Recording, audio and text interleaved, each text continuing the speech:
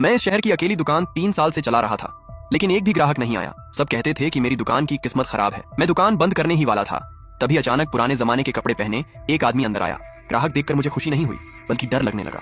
मैंने पूछा, भाई तुम सच में जिंदा हो ना? उसने मेरी बात अनसुनी कर दी और पूछा, कुछ पेट भरने वाला खाने को है? उसने दुकान में रखे नूडल्स, स्नैक्स और ब्रेड देखे और बोला, ये सब काफी नहीं है। उसका बड़ा शरीर देखकर मुझे भी लगा कि ये चीजें उसका पेट नहीं भरेंगी। तभी मुझे एक आइडिया आया। मैंने गोदाम से 2 डिब्बे निकाले। ये मिलिट्री वाले कंप्रेस्ड बिस्कुट थे जो काफी समय से बिके नहीं थे। मैं बोला, एक छोटा पैकेट पूरा खाना, 2 पैकेट खाओगे तो पेट भर जाएगा। वो पैकेट को बार बार घुमाकर देख रहा था, लेकिन खोल नहीं पा रहा था। मैंने मन में सोचा, ये तो सच में भूत लगता है, इसे पैकेट खोलना भी नहीं आता। मैंने उसे खोलकर दिखाया और बिस्कुट दे दिया। उसने एक टुकड़ा खाया। हम मीठा भी है, नमकीन भी और कुरकुरा भी, बुरा नहीं है। फिर मैंने उसे पानी की बोतल दी। वो कुछ देर बोतल को देखता रहा, फिर ढक्कन को दांतों से काटने लगा। मैं हैरान रह गया। अरे भाई ऐसे नहीं।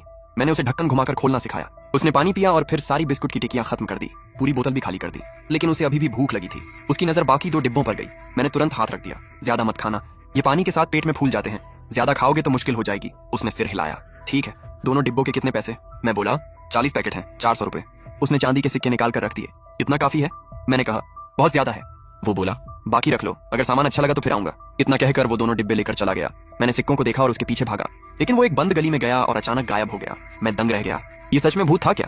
मैं तुरंत चांदी लेकर एक सुनार के पास गया। जांच के बाद पता चला कि चांदी बिल्कुल असली थी। सुनार ने वहीं 7,000 रुपये देने की बात कही। 2 डिब्बों की कीमत मुझे सिर्फ 250 रुपये पड़ी थी, यानी सीधा 6,000 से ज्यादा का फायदा। मुझे लगा जैसे खजाना मिल गया हो। मुझे उसकी बात याद आई। मैं फिर आऊंगा। अगले ही दिन मैंने 20 और डिब्बे खरीद ली और पानी की कई पेटियां भी जमा कर ली। उधर लुओ चोंगफेंग वो बिस्कुट अपने कैंप में लेकर पहुंचा। उनकी सेना रेगिस्तान के किनारे फंसी हुई थी। खाना और पानी दोनों खत्म हो रहे थे। डॉक्जू ने बिस्कुट देखकर पूछा, ये क्या चीज है? लुओ चोंगफेंग बोला, पहले जांच करो, कहीं जहरीला तो नहीं। डॉक्जू ने सूंघा, चखा और फिर मुस्कुराया। जनरल, ये सुरक्षित है और स्वाद भी बहुत अच्छा है। उसने हैरानी से पूछा, ये मिला कहां से?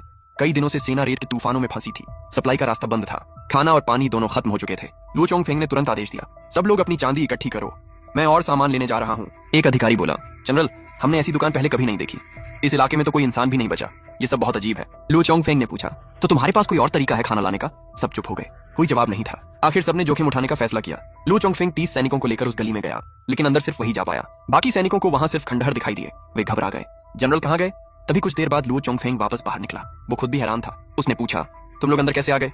सैनिक बोले, जनरल, अंदर तो सिर्फ टूटे हुए खंडहर हैं, वहां कोई दुकान नहीं है। लुओ चोंगफेंग ने कई बार कोशिश की, हर बार वही हुआ। उसे समझ आ गया कि शायद उस दुकान को सिर्फ वही देख सकता है। वो अकेले फिर दुकान में गया। जैसे ही अंदर पहुंचा, उसने चांदी के सिक्के और चांदी की ईंटें काउंटर पर रख दी।